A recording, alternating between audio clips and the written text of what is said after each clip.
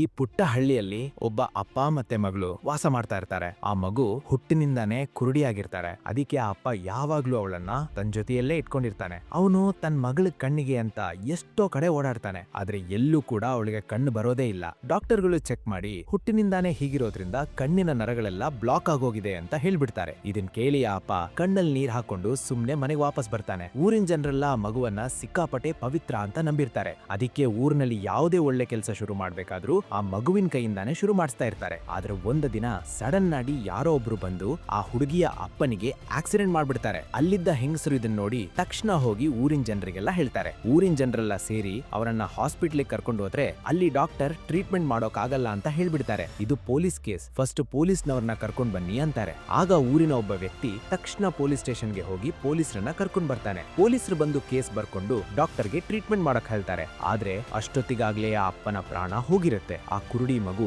ಅಪ್ಪ ಅಪ್ಪ ಅಂತ ಅಳ್ತಾ ಅವನ ಹತ್ರ ಬರ್ತಾಳೆ. ಆದ್ರೆ ಆ ಅಪ್ಪ ಅವಳಿಗೆ ಆನ್ಸರ್ ಮಾಡೋಕೆ ಬದುಕಿರೋದೇ ಇಲ್ಲ.